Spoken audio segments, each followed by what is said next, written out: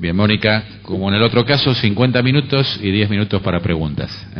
Bueno, buenos días y gracias al IPCBA por haber dado este espacio tan relevante al INTA. Es un gusto grande estar acá con todos ustedes.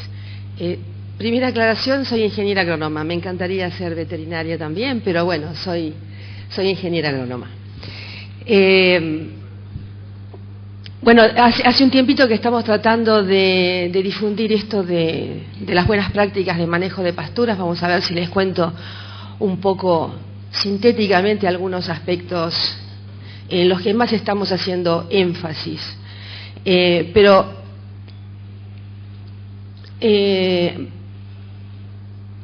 Generalmente en buenas prácticas de manejo en cultivos, la idea es que es fertilización exclusivamente. Buenas prácticas puede ser siembra, puede ser pastoreo, cualquier proceso que pueda protocolizarse y que eso traiga una ventaja para obtener con mayor certeza los resultados productivos deseados, es una buena práctica, es decir, entra dentro del concepto de buenas prácticas. Pero antes de entrar de lleno en el tema, vamos a hablar de algunos acuerdos generales o explicaciones básicas que tienen que ver con algunos aspectos que siempre nos preguntan: a qué suelo se refieren, cuánto producen, etcétera. Vamos a ver. El primer punto que deseamos poner muy en claro, que todos lo saben seguramente, pero la proporción de pasturas es baja. Pasturas no es avena. Vamos a encontrar en muchos lugares que hablamos de la pastura de avena. Cuando hablamos de pastura es un cultivo perenne, que puede estar más de un año. Si las cosas van bien, aún en los suelos más marginales, vamos a hablar de 3, 4, 5 o más años, sin volver a sembrarlo. Es decir, forraje, pasto, no es sinónimo de pastura. Estos resultados que ven ahí son los resultados de una encuesta hecha de una jornada que hicimos hace poco sobre pasturas. Había más o menos 450.000 hectáreas presentes de acuerdo a la encuesta, y el 80% o más son verdeos. Es decir, que la pastura perenne está muy debilitada en su proporción actualmente en los sistemas productivos. Y un poco de esta charla va a tratar de poner algunos gestos, énfasis, advertencias de la importancia, la relevancia de hablar de un cultivo anual o de un cultivo perenne, pero no los contrapone, todo lo contrario. Es muy importante la presencia de los verdeos, de los silajes, como respaldo del uso eficiente de un recurso de alto potencial productivo con la pastura, solo que ahora la situación está invertida.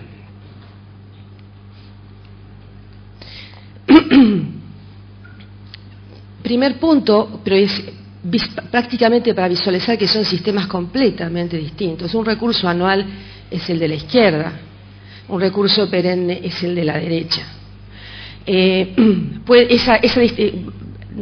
Difieren mucho en lo que es la inversión a raíces, y la inversión a raíces en una planta es captura de agua, es captura de nutrientes, es modificación de las características del suelo. Un suelo con una pastura perenne no es el mismo suelo, por más que esté clasificado igual que un suelo con un cultivo anual, es otra cosa, otra aireación, otra circulación de nutrientes, otra microflora, otra actividad biológica. Entonces son dos aspectos distintos. Actualmente la ganadería se ha expandido a áreas más marginales, con lo cual, en combinación con una agricultura muy tecnificada, de alto impacto, hacen una combinación extremadamente interesante de buscar los ambientes más apropiados para las pasturas, que bien podrían ser las lomas, Y las producciones que decía Sebastián, entre 15 y 20 toneladas, son factibles realmente. Pero por diversas razones también es muy importante respaldarnos en recursos forrajeros anuales y reservas para justamente ser más eficientes, arriesgarnos más, si ustedes quieren, a aprovechar el potencial productivo de las pasturas. Así que son recursos complementarios. Pero debemos, en una ingeniería más fina, ubicar los mejores ambientes y tener como meta esa complementación.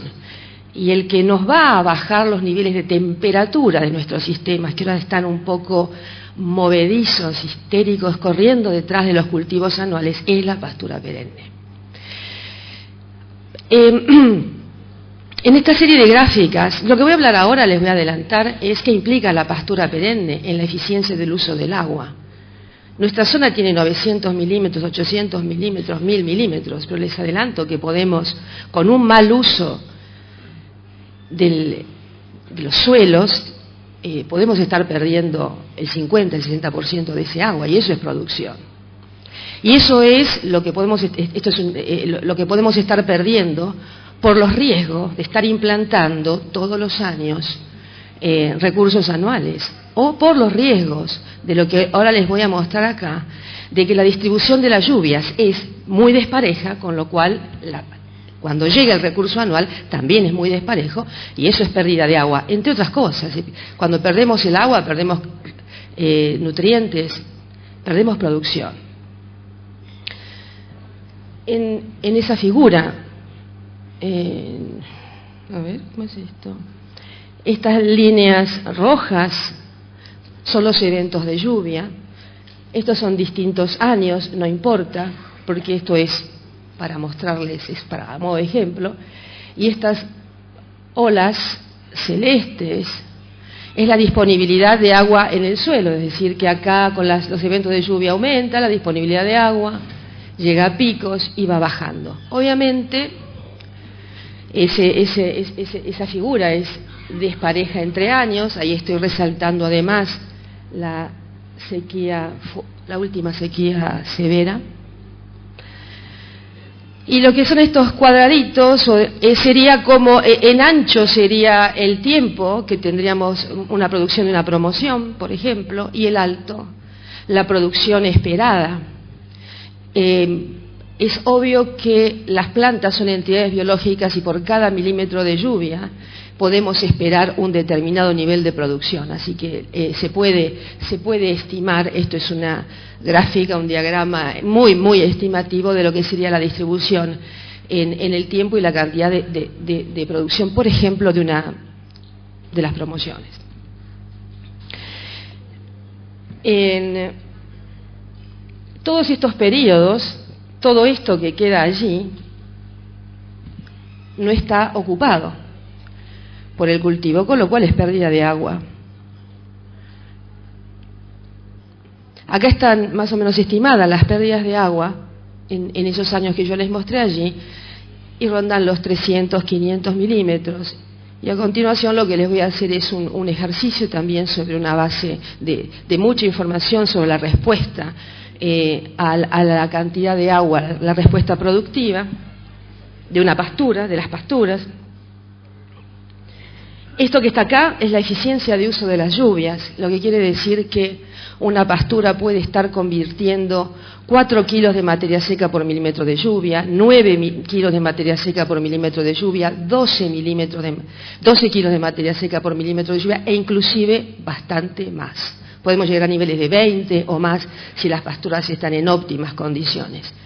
Bajo ese cálculo, miremos por ejemplo lo de abajo, una conversión de las lluvias bastante razonable.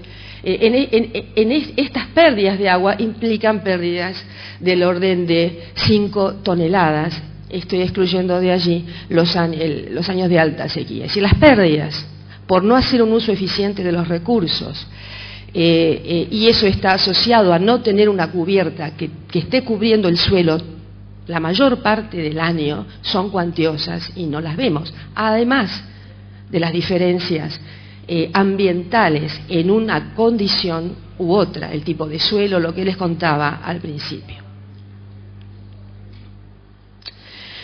Entonces, realmente lo que estamos buscando es poner otro punto de vista, ni siquiera analizar las causas por las cuales se llegó a esta anualización. No estamos ante una anualización, estamos en baja eficiencia de uso de recursos, bajos niveles de productividad, pero posibilidades de potenciarnos con el conocimiento en cultivos agrícolas, los dobles cultivos, las reservas y las pasturas muy altas. Estamos hablando desde INTA de tecnologías ganaderas productivas y ambientales. En el mundo se está hablando de esto definitivamente. Hay que producir más porque hay menos tierra disponible, la tierra tiene alto valor, hay que ser competitivos, pero hay que ser eficiente en el uso de los recursos y no implica aplicar insumos. El insumo, bajo nuestra concepción, sí se aplica definitivamente, pero con una concepción de eficientizar otros procesos que tienen que ver con el uso de recursos que vienen naturalmente: el agua, los nutrientes del suelo, la radiación solar. Entonces es una manera de sinergizar el sistema, es un concepto de tecnología, de insumos y procesos hermanada. Y ambientales, haciendo eficientes en el uso de recursos, vamos a estar protegiendo y hasta mejorando el ambiente de los que vamos a hablar, que no producen más de 3 a 4 toneladas, que produzcan el triple. Eso genera mejoras ambientales, definitivamente. Es decir, no el uso de tecnologías. La intensificación hoy no es más sinónimo de algo degradante. La intensificación hoy, hecha inteligentemente, es un sinónimo de intensificación en el uso de los recursos, los que nos provee el ambiente definitivamente, y a través de eso alcanzar nuevos techos productivos por aumentos de eficiencia.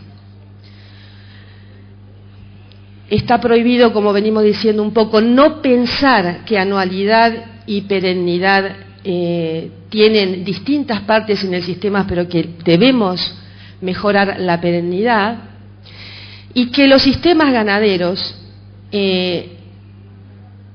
la producción primaria, la producción de forraje, y principalmente la producción de forraje a través de recursos perennes, es la base, el primer motor de la rueda del sistema. Varios ya están diciendo, varios colegas de la actividad privada están diciendo, en el mundo también se dice esta frase que les voy a comentar, como Nueva Zelanda o Australia es muy conocida, que el ganadero primeramente es agricultor. Y eso es una gran ventaja que nos ha traído la agricultura. Antes, estamos realmente enfatizando en las charlas, muchas de las cosas que comentábamos no se aceptaban. No eran aceptadas, no eran concebibles. Primero, no era concebible no empezar desde el animal. Hoy estamos insistiendo, tenemos que empezar desde la base forrajera con las mismas tecnologías y criterios de la agricultura, que los tenemos en muchos casos, pero no están en el acervo tecnológico actualmente, pero podemos manejarnos con la misma precisión en algunos casos que con la agricultura. Pero empieza, y es una integración, todo lo que hablamos, quedó muy claro en la presentación de Sebastián, todo lo que sabemos de reproducción, por ejemplo, o de técnicas para mejorar la eficiencia de un sistema de cría, no pueden tener efectos, no se lucen si no tienen esa primera rueda en movimiento saludable. Antes ya voy a llegar a las buenas prácticas, pero con esas buenas prácticas de siembra, de manejo del pastoreo y de fertilización, a las cuales nos vamos a recibir, estamos teniendo en módulos reales de producción replicando o aún superando los resultados productivos que teníamos en condiciones experimentales. Esto es un ejemplo, una gentileza de Manuel Arnaude, un técnico de la actividad privada. Es un ejemplo de producción de recría exclusivamente a pasto, sin suplementación, el rojo vienen de avena, acá tenemos los pesos vivos y el tiempo, el incremento de peso vivo en la avena, el incremento de peso vivo en el agropiro. Las ganancias no son distintas, es decir, agropiros bien manejados producen muy altas ganancias. No tenemos por qué tener esa ganancia como objetivo. Si queremos tener un objetivo de 600, 700 gramos, simplemente nos indica que podemos aumentar la carga. Esos son un ejemplo de un resultado de un sistema real. Las cargas en el agropiro no alcanzaron, es decir, las cargas deberían haber estado en el orden de 7, 8 animales en esa primavera. Estos trabajos siguen, esto es solo un ejemplo. Y estamos obteniendo, tanto en condiciones experimentales como reales, en la primavera, en campo, en suelos que ahora les voy a mostrar, entre los 400 y 600 kilos de producción en suelos de pH 8, 8,5 hasta 9. Estamos hablando de suelos bien bajos. También estamos implementando, esto es muy importante, acuñar lo que es, usar mucho este concepto de pasto corral, en la medida que queremos ser más eficientes en el uso del forraje, el respaldo que nos da tener el silaje o cualquier suplementación es importantísima. Podemos aplicar las técnicas de manejo de pastoreo que recomendamos, sin tener el miedo de que venga una sequía o que nos quedemos cortos en la rotación, porque nos está respaldando el corral, por llamarlo de alguna manera. En estas condiciones, los niveles los niveles a los que podemos llegar productivos son extremadamente altos, pero lo más interesante es la comodidad. Y en estos sistemas, esa comodidad de no quedarnos cortos permite que el aplicador explore el potencial productivo de sus recursos. También nos da mucha comodidad si se quiere fertilizar o no por alguna razón económica o de logística, porque está ese respaldo. Con lo cual, este recurso, que es de muy alta producción, estamos hablando de 10, 12, 15 a 17 toneladas, en esos rangos, dependiendo del tipo de suelo y del año, son realmente, los potenciales son altos. Tener la posibilidad de ayudarnos y darnos confianza para aprovechar ese potencial es extremadamente importante en la aplicación práctica de las recomendaciones. ¿De qué suelos estamos hablando? Eso es importante. El rango es amplio. Son suelos que tienen limitaciones texturales, que tienen limitaciones de pH, pHs altos, 8, 9. También hay suelos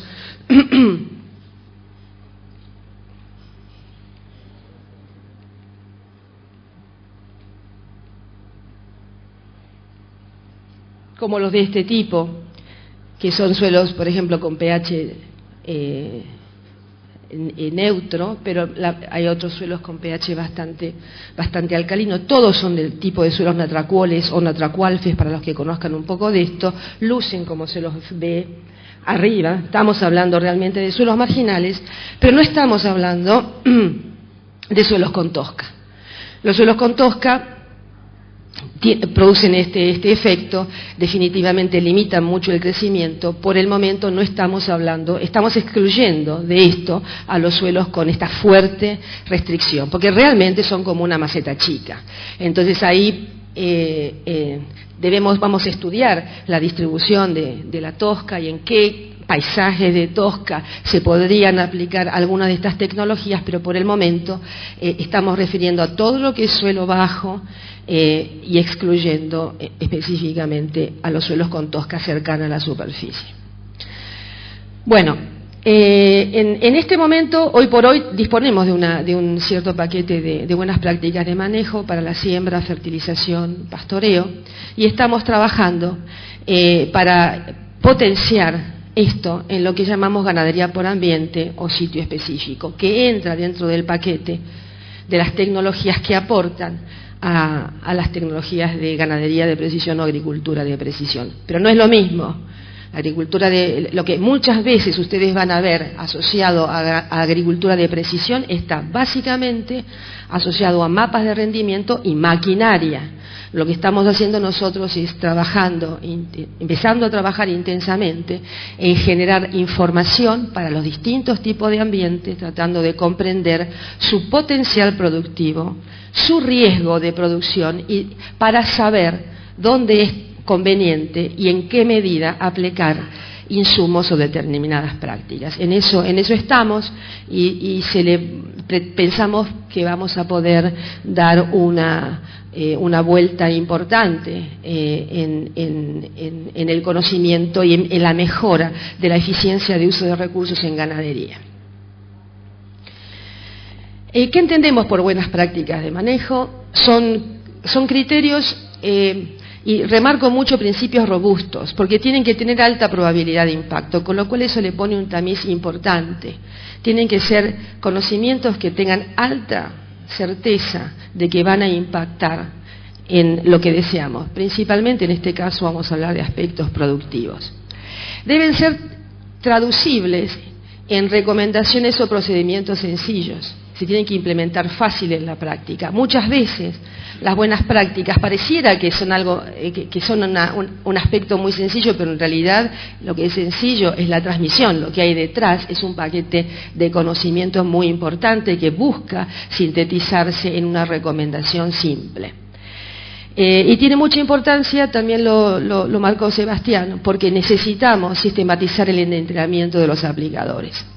Deben comprender cabalmente los fundamentos, las pautas, las metas de lo que están haciendo. Así que el concepto de buena práctica lo adquirimos, lo tomamos principalmente por esas razones.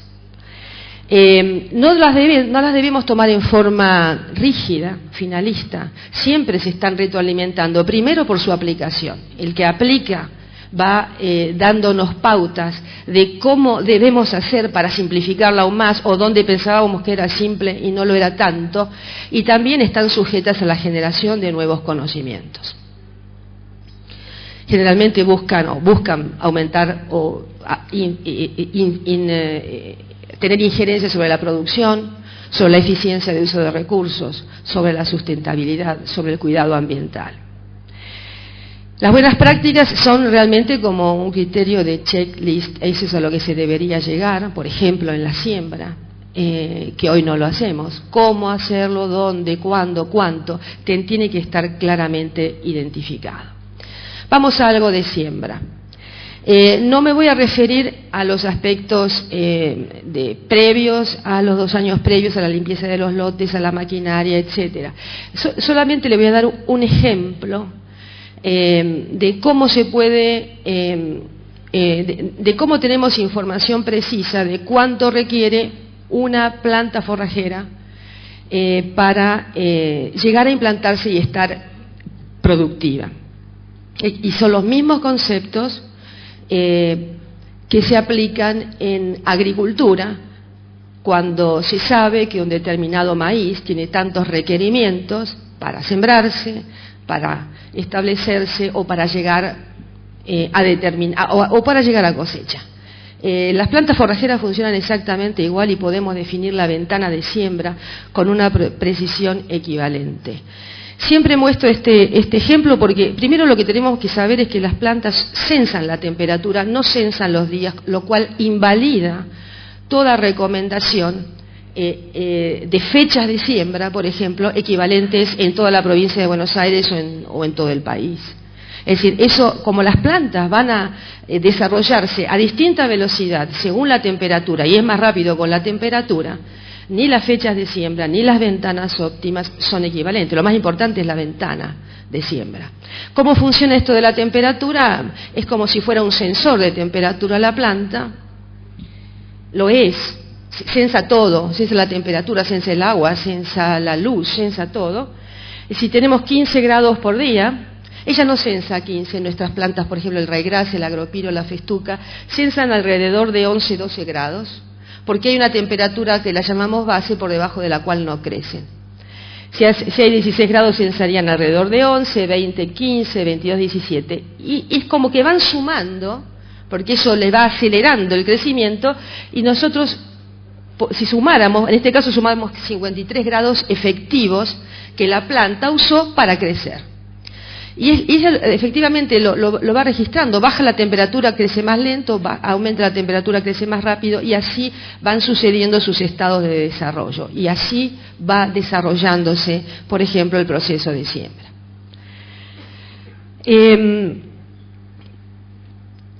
Lo que nosotros necesitamos en cada lugar, y acá entre todos podríamos dar pautas de siembra para casi toda la región, por ejemplo, donde se sembrara agropiro en la Argentina, lo que necesitamos es definir una ventana de siembra, y ahí está la meta, para llegar rápidamente a esa situación.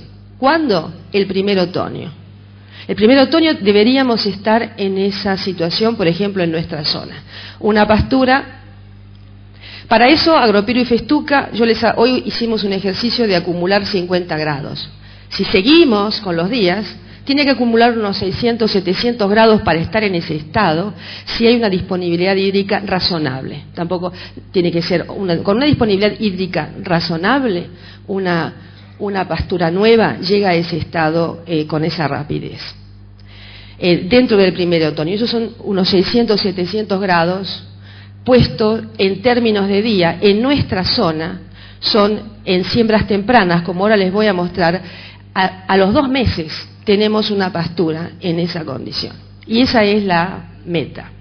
Lo que hablé de H3, y para ponerles el ejemplo de cómo se habla en maíz, también hablamos en los mismos, maíz u otros cultivos, hablamos en los mismos términos en pasturas. H3 quiere decir que se produce en 3 hojas y que la planta está en activo macollaje, que es visualmente lo que ustedes ven ahí. Tiene muchas hojas la pastura, y además de lo que nosotros sembramos, de las semillas que sembramos, hay plantas nuevas, porque la planta se reproduce por macollos. Ese estado, llegamos más o menos en 600, 700 grados en estas plantas. En cualquier lugar, en Nueva Zelanda, en Australia, acá, en Pergamino, en Rafaela, lo que va a cambiar es lo que yo les voy a mostrar ahora, la temperatura, con lo cual el tiempo y las implicancias de cambiar la fecha de siembra son distintas. En el eje de la derecha ustedes ven temperatura 0 grados, 5 grados, miren los números 20, 25. Abajo ven días, y después ven 2 rayas como 2 toboganes que caen. Es decir, en el 1 de marzo en la roja estamos alrededor de los 22 grados, y para el 24 de julio estamos debajo de 10. Esa es una localidad. Y hay una localidad más fría, la localidad azul. Entonces lo que vamos a chequear ahora es si podemos hablar de las mismas fechas de siembra o las mismas implicancias. Acá le pusimos la suma térmica, que sería, en la medida que voy avanzando los días, voy sumando las temperaturas de cada día, y puse en rojo el objetivo, 600, 700 grados. Y ahí lo puse como techo, a dónde hay que llegar.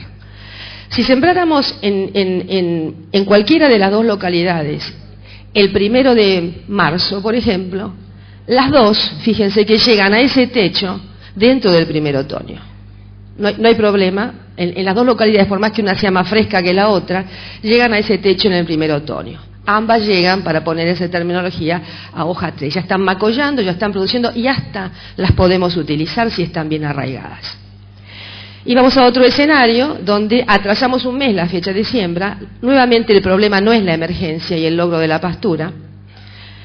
El tema es que la localidad más caliente, la roja, llegan al techo que buscamos dentro del primer otoño, es decir, esa pastura ya está activa, produciendo, y puede ser utilizada desde el primer otoño, y la otra pastura, como las temperaturas son más bajas, logra esa meta.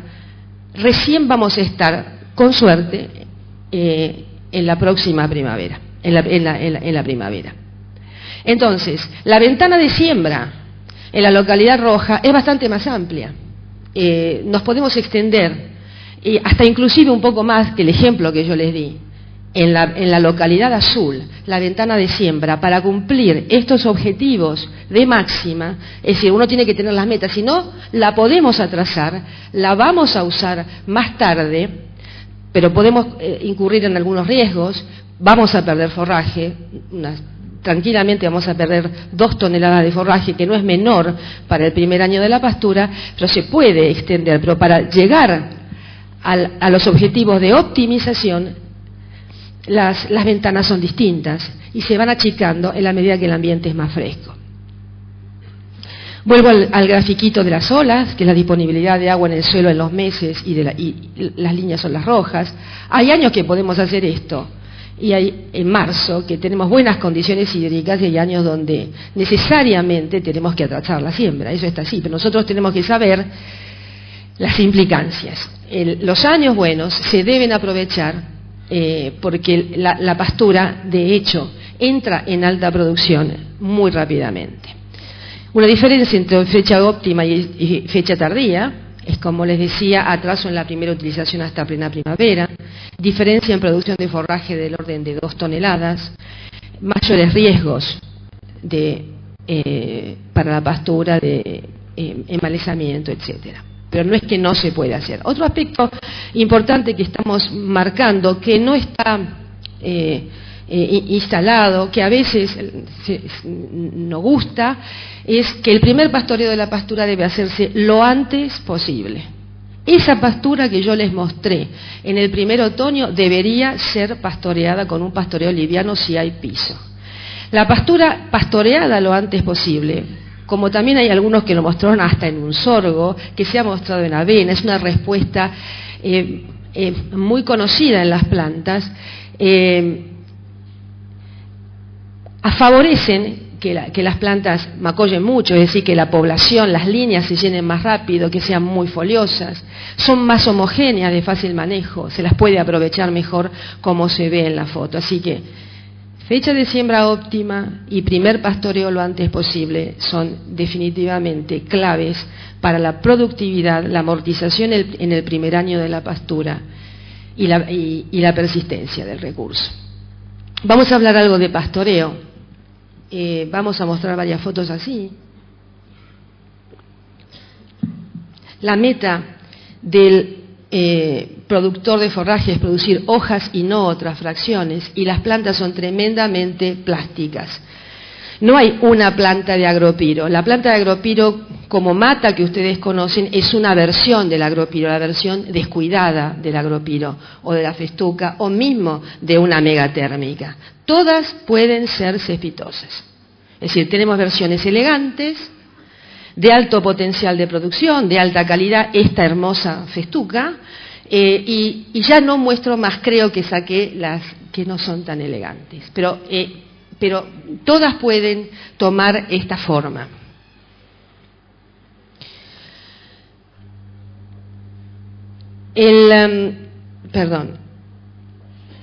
Y también, manejadas correctamente, todas pueden tomar esta forma cuando son pastoreadas. Uno diría esto es un pastoreo muy intenso, porque tiene una altura de 5 centímetros, pero esto tiene una cantidad de hojas que tiene muchas más hojas, o antena fotosintética, como se dice en cultivos también, que una pastura alta, pastoreada y arrasada. Es decir, esta pastura no se enteró prácticamente o fuertemente que fue pastoreada. Es decir, lo importante no es la altura, sino es que las plantas tengan hojas cuando son defoliadas y le quede remanente. Entonces, esta es una pastura moderadamente pastoreada, porque tiene muchas hojas. A lo sumo va a poder producir 3 o 4 capas más de hojas. Pero fíjense lo plásticas que son. Nosotros estamos despreciando lo que es la vaina, la parte de abajo, estamos priorizando la lámina, que es lo que los animales van a comer. Y la planta puede enanizarse, pero eso no va a implicar que va a tener menos raíces, porque las raíces las produce con las hojas, que son las que fotosintetizan. Podemos tener menos producción de raíces global en un sistema con muchas plantas grandes, pero con menos cantidad de hojas que con esta fisonomía. Y esto se detecta muy bien con el piso que tienen estas pasturas. Así que esas fotos que tenemos. Estamos recalcando mucho que para lograr esto no tenemos que apagar incendios, La ventana óptima de manejo se da donde tenemos las mejores condiciones ambientales. Esa figura tiene en la izquierda tasas de crecimiento de forraje, kilos de pasto por día, 20, 40, 60, 80, 100 kilos. Hoy Sebastián hablaba de 20, 30 kilos. Acá estamos hablando de 40, 60, 20, 40, 60, 100 kilos. Esto es lo que muestra acá. Acá tenemos los meses del año y estas curvas son curvas de producción de forraje que van a variar mucho entre años, básicamente por las condiciones hídricas. Entonces, miremos una nada más. En enero tenemos bajas, vamos a mirar esta roja, bajas tasas de crecimiento, luego va subiendo 20, 40, 60, luego cuando viene el otoño, porque bajan las temperaturas, llegan a un mínimo, es un tobogán hacia abajo, y vuelven a arrancar con fuerza con el aumento de las temperaturas de la primavera, como vemos acá. Ese periodo de la primavera, donde se nos escapa todo, generalmente es el periodo donde tenemos que focalizar, es la mesa de operaciones del manejo en esta zona templada. Lo advierto porque están llegando pueden llegar preguntas de otros lugares, pero lo analizaríamos según la condición climática de cada lugar. Cada lugar tiene su primavera.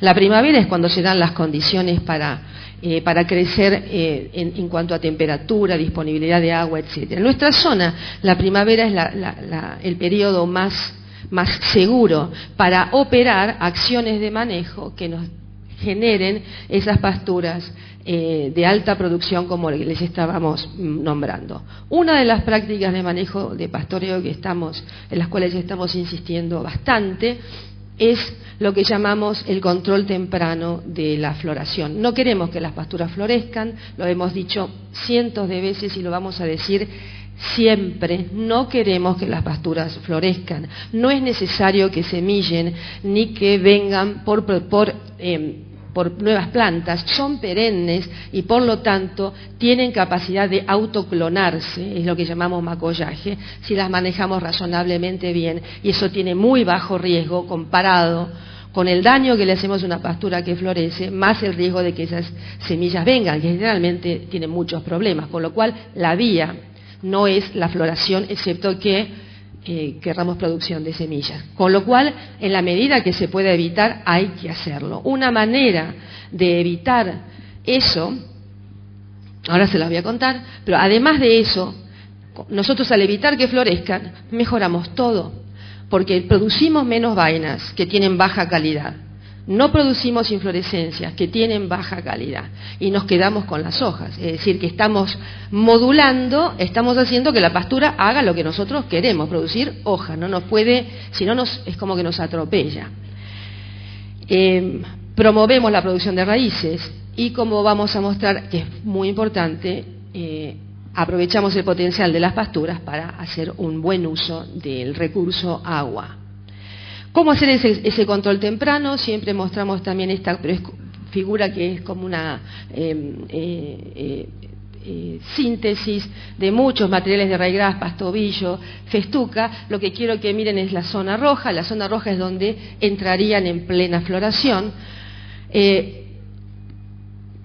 Lo que nosotros debemos hacer, lo que se debe hacer, es al menos un pastoreo severo. Severo lo pongo entre comillas, porque si la pastura está bien manejada, severo es como les mostré en la foto.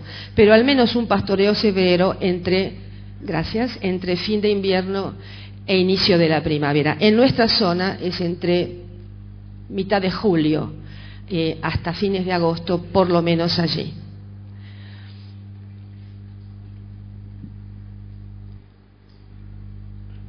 Como ahí lo tenemos.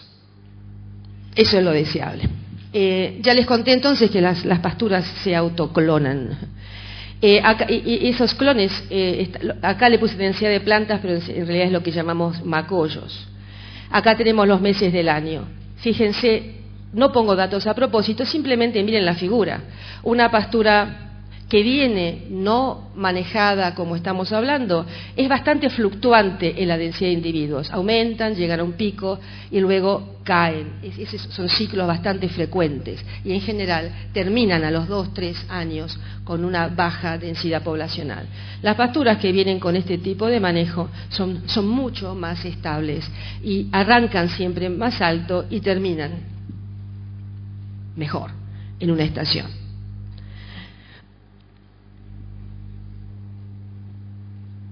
Eso es realmente importante, un concepto que tiene que quedar en claro. El agua se puede usar para producir pasto y se puede usar para perderse también.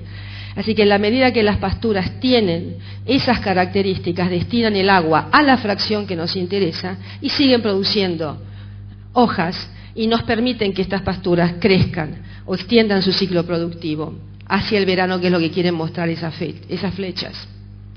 Y algo también muy importante, que es esa pastura que extendió su crecimiento al verano, que es capaz de aprovechar los pulsos de agua del verano.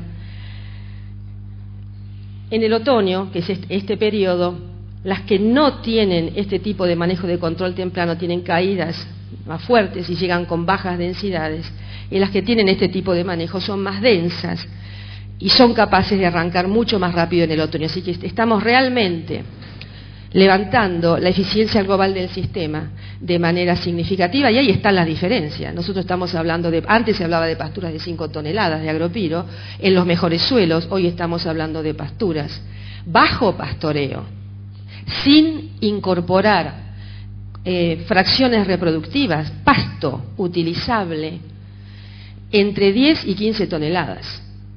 Estamos hablando de altísimos niveles de producción. Si nosotros miráramos, hiciéramos un rastreo de datos viejos, diríamos, ¿qué pasó?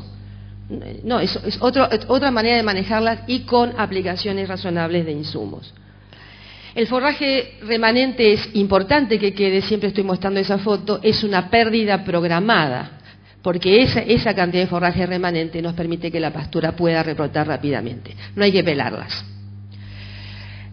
El forraje producido tiene una vida media, como llamamos, relativamente corta. Acá mostramos este gráfico donde aparecen las cantidades de hojas que se producen. Fueron 3 tandas de hojas que se producen. Imagínense 3 toneladas de pasto, 2 toneladas de pasto, y después el forraje se empieza a morir. Es decir, es como que un cultivo, el cultivo nosotros lo cosechamos en determinado momento, la pastura hay que cosecharla muchas veces y hay un timing adecuado para cosecharlo. Ese tiempo, ustedes ya conocen el tiempo, el concepto de tiempo térmico. Nuestro primer ejemplo era de 50 días, 50 grados, pero era el ejercicio que hicimos. Cuando vimos la siembra dijimos, requieren unos 600, 700 grados para ser utilizadas por primera vez las pasturas, o para por lo menos tener una buena cubierta. Y en el tema de no perder forraje, de que se cumplan esos 3 o 4 ciclos y después el material se empieza a morir, eso tarda más o menos entre 200 grados. Hay especies muy rápidas, como Bromus stamineus, es un bromus perenne, como algunas megatérmicas, o llega a los 400, 500 grados en el caso de agropiros o festucas, son más lentas. Ese es el tiempo máximo que habría que esperar. No voy a profundizar allí, si quieren, podemos hablar preguntas. El máximo, se puede pastorear bastante antes, al 70% de ese tiempo, si las pasturas están creciendo activamente, es máximo. Para ver cómo, en términos de buenas prácticas, no podemos tampoco hablar de tiempos fijos de utilización, si la temperatura es la que regula el tiempo, y la temperatura varía entre sitios o entre estaciones, es lógico que los tiempos no son fijos. Acá vemos una figura de curva de temperaturas, que es una palangana hacia arriba. Y ahí lo que estamos viendo es cómo habría que haberlas pastoreado si hubiéramos usado 500 grados o 450 grados o 400 grados, esas distintas liñitas, lo que muestra una palangana invertida. Es estrictamente invertida la temperatura. En la medida que la temperatura aumenta, los tiempos de rotación deberían bajar, como los estamos mostrando allí. Solamente quiero que quede el concepto. Y ese concepto de hablar de tiempo térmico en vez de días es fenomenal, porque yo puedo, los 400 grados son los mismos acá, en Pergamino, en Entre Ríos, en Australia. No varía. Es decir, no hay prácticas de manejo para ser eficientes en la utilización del forraje distintas entre lugares. Lo que cambia es la temperatura, o lo que puede cambiar es la disponibilidad de agua. Si hay sequía, no corre la suma, se paró. Esto es para sumar o medir cuando hay activo crecimiento. Con lo cual, nosotros podemos ir a Ecuador y ver el momento donde Ecuador, a Pergamino o Australia, y ver el periodo donde hay adecuada disponibilidad de agua y programar los ritmos de utilización adecuados para determinada especie. Llegamos al concepto de días, el productor va a leerlo en días, pero los técnicos lo vamos a ajustar precisamente en función del lugar donde se tiene que aplicar la tecnología. Así que es una gran ventaja, es un concepto extrapolable. Podemos estudiar las plantas hasta en un invernáculo. Tenemos muchas plantas estudiadas. Alfalfa funciona igual, también. Tampoco voy a profundizar esto, pero sus ciclos de producción y pérdida de material también cumplen o son regidos por la suma térmica, y entre los 300 y 400 grados también empieza a perderse material. Siempre hay inquietudes sobre los criterios de manejo de alfalfa y lo podemos charlar. El rango está entre 300 y 400 grados, y entre 300 y 400 grados se producen unos 8 o 9 nudos. Cada nudo son unos 40 grados. Cada 40 grados se produce más o menos un nudo. Entonces, una de las maneras de mirar alfalfa como miramos las gramíneas es a través de los nudos, porque no siempre vamos a tener floración en esos rangos de tiempo. Si el tiempo pasa, tenemos una pastura como esta, y lo mismo, estamos perdiendo mucho material, mucha calidad. Los criterios de vida media, estado de hojas, no están en conflicto con los criterios de biomasa de entrada. Algo importante es que tener en cuenta por qué estamos enfatizando tanto en el tamaño de las plantas. Mucha hoja, poca vaina.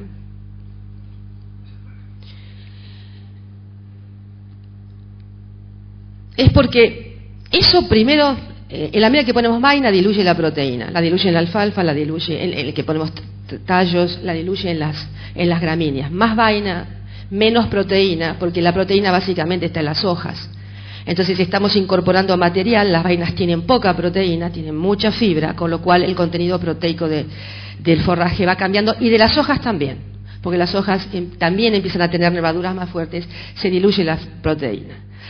La fibra se hace menos digestible, las plantas más grandes tienen fibra menos digestible, y la fracción azucarada, que queda menos accesible, y su consumo acarrea más consumo de fibra, lo cual es un círculo indeseable porque afecta el consumo, con lo cual no podemos aprovechar el potencial productivo de calidad cuando lo que hacemos es que la planta sea grande y tenga fracciones, vaya en contra de las hojas.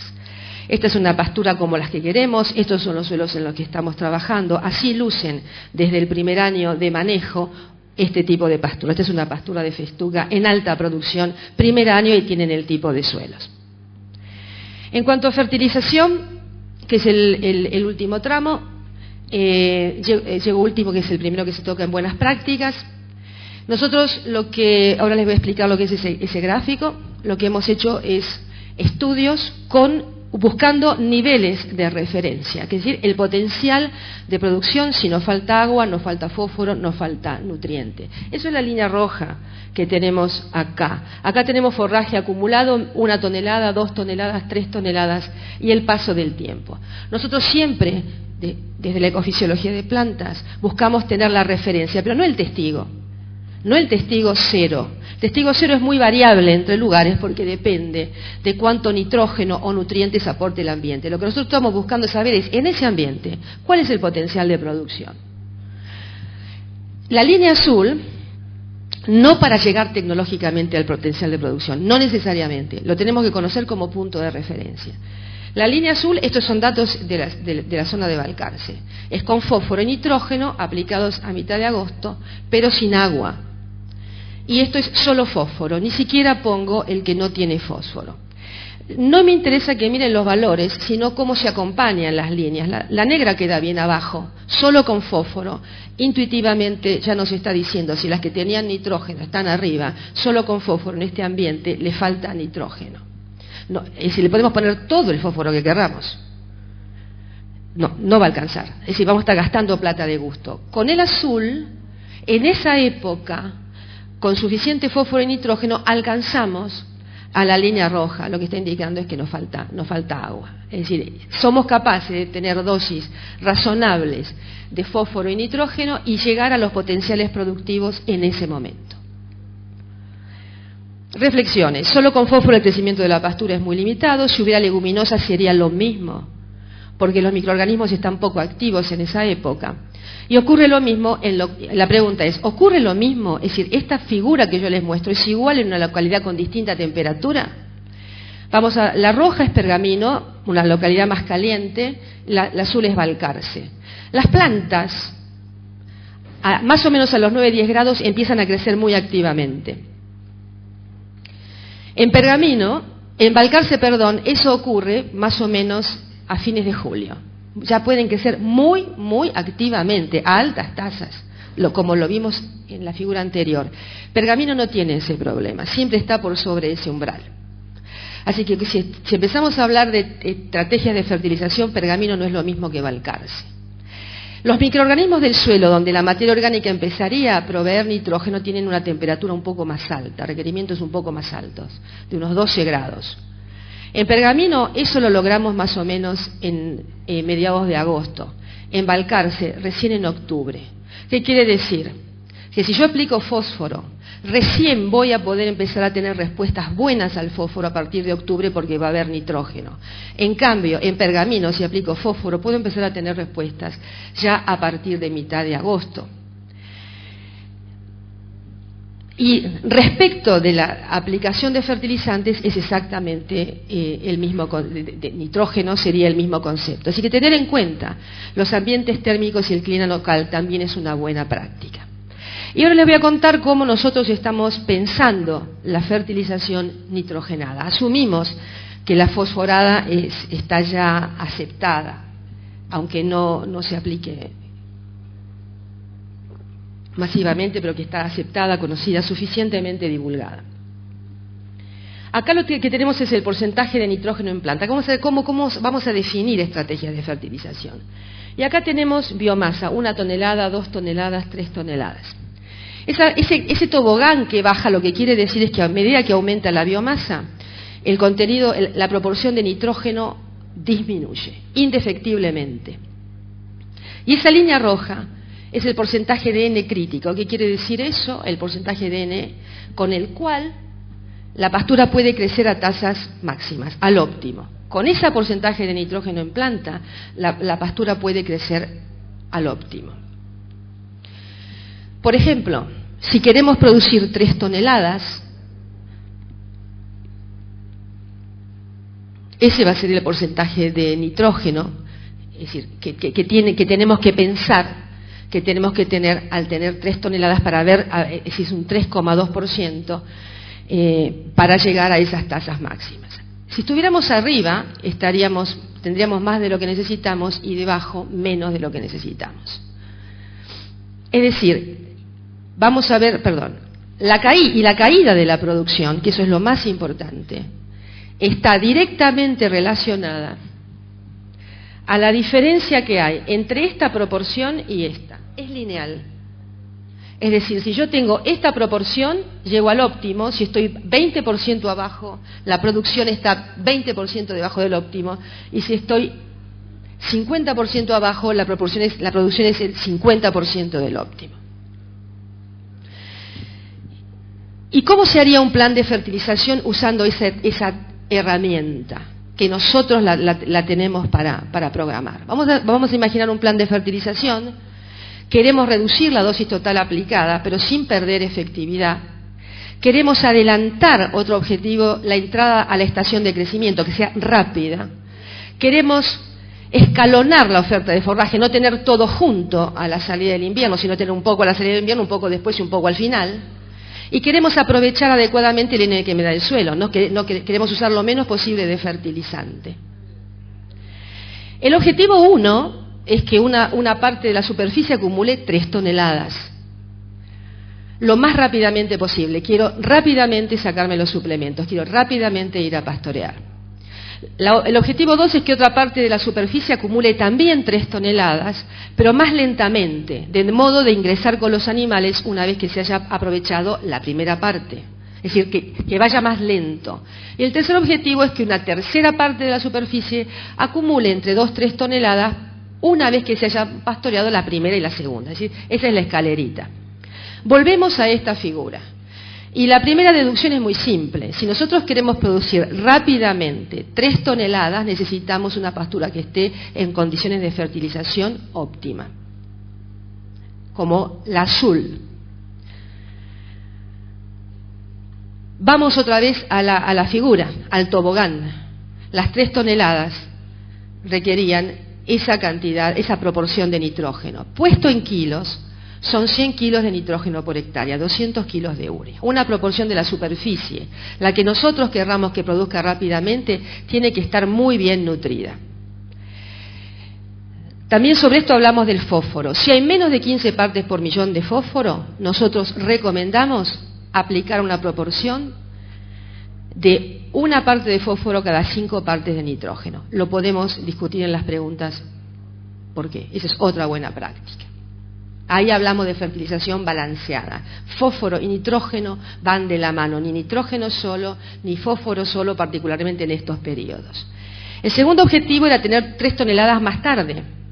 Ahí no vamos a necesitar 100 kilos, porque va a ir muy rápido. Necesitamos un nivel moderado de nutrición. Con un 60-70% del nivel óptimo estaríamos bien. ¿Eso qué es? 60-70 kilos de nitrógeno. Yo les dije, van de la mano, 1 a 1, caída en el nivel de nitrógeno, caída en el nivel de producción. Y la tercera era 2-3 toneladas tarde en la estación. Apunta a tener forraje en plena primavera, la disponibilidad de nitrógeno nativo puede ser suficiente. Para aprovechar ese nitrógeno lo que requerimos es solo fósforo, solamente le ponemos nitrógeno. En este caso, si el fósforo es menor a 15 partes por millón, agregar la cantidad suficiente como para capturar una determinada cantidad de nitrógeno que ofrezca el suelo. Eso generalmente es lo que dan los análisis de suelo. Y lo más interesante, voy a hacer el ejercicio final de cuánto nitrógeno aplicamos para tener un uso eficiente del agua, los nutrientes del suelo, la radiación y la pastura en los niveles techo de producción. Fíjense que no son ni 100, ni 60, ni 0, es una combinación. Acá hice, por ejemplo, un ejemplo de una superficie particionada en 3 partes iguales. Si digo 100 kilos de nitrógeno, aplicamos en la primera parte, 60-70 kilos en la segunda y 0 en la tercera, eso nos da una dosis media de alrededor de 55 kilos de nitrógeno. Es decir, la primera parte fueron 100 kilos, pero en 33 hectáreas, así que es equivalente a aplicar 33 kilos. La segunda fueron 60-70 kilos, pero en otras 33 hectáreas. Y la otra fue nada, con lo cual da un promedio. Y esto es una manera eficiente de usar los recursos. Y nos da, además, la chance de refertilizar si fuera necesario en vez de aplicar todo junto. Algunas consideraciones finales, entonces. Las pasturas pueden manejarse con los mismos criterios y precisiones que los cultivos de cosecha y ahí debemos avanzar. El uso de buenas prácticas de manejo de pasturas puede ser útil para organizar el manejo, monitorear el impacto del manejo y realizar ajustes específicos para cada sistema y cada ambiente. Esa figurita quiere decir que estamos armando un rompecabezas, una ingeniería fina que tiene en cuenta el ambiente, la producción y los números, la competitividad. Muchas gracias.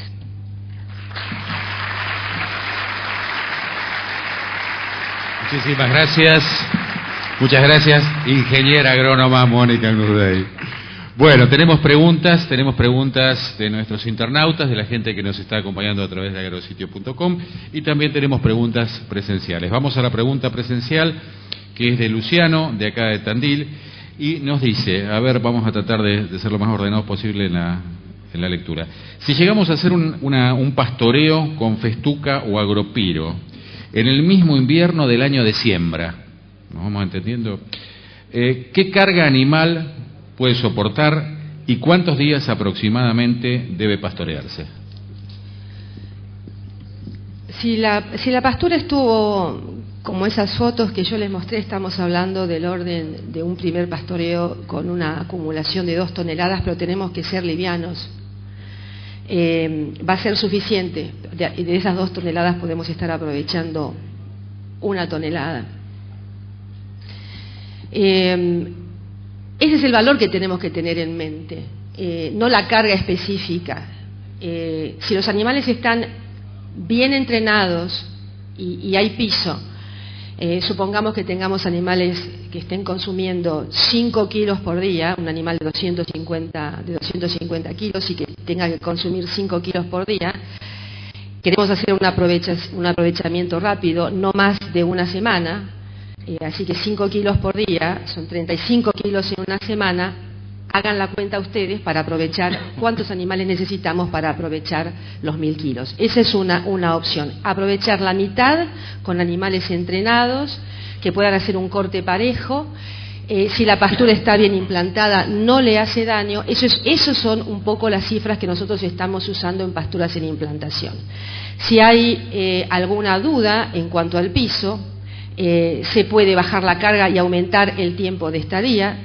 La pastura está suficientemente tierna como para no tener problemas en que los animales, que la pastura se ponga despareja, así que podemos hacer una estadía de 10 días y de esa manera reducir la carga.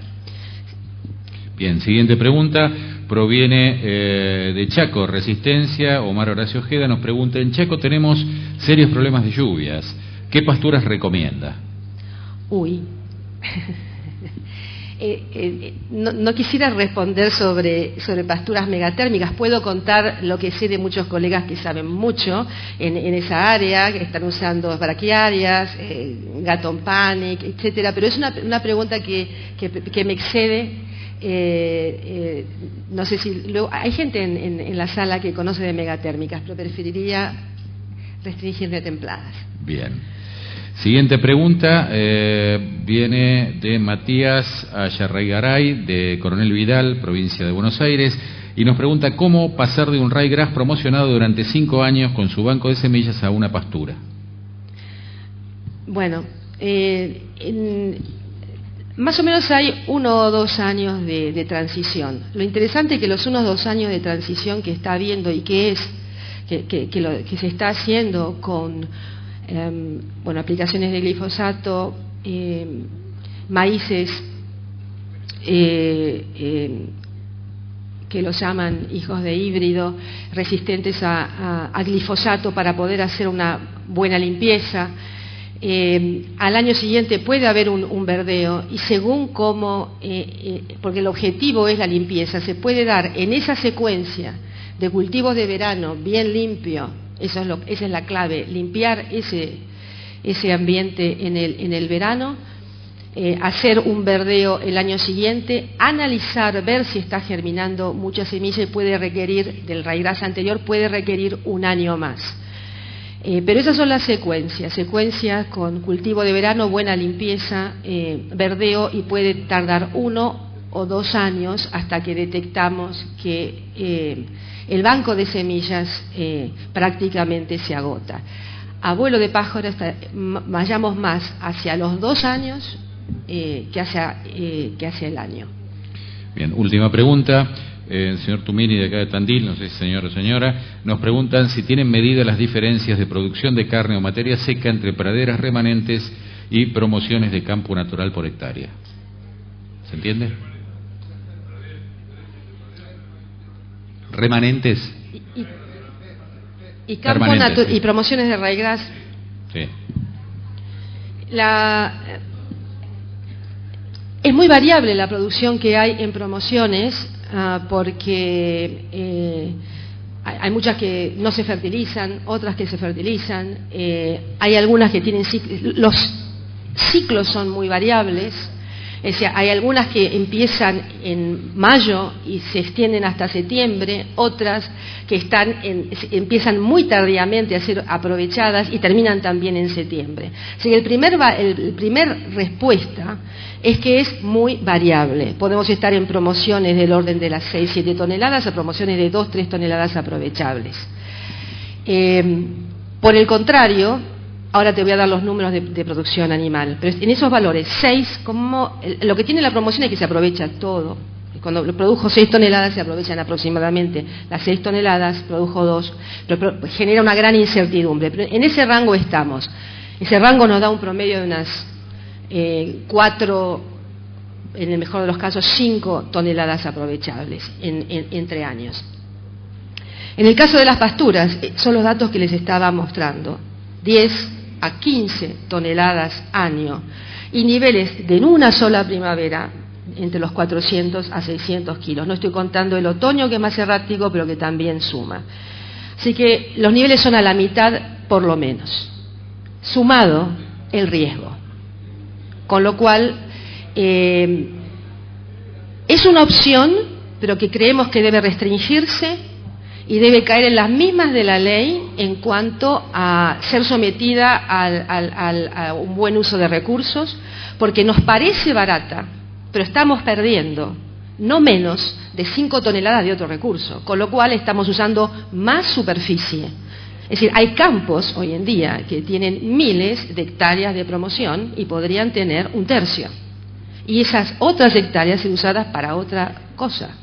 Con lo cual las cuentas deberían hacerse a nivel sistémico, no uno a uno, partiendo de la base muy alentadora que las diferencias, que los potenciales productivos son muy diferentes.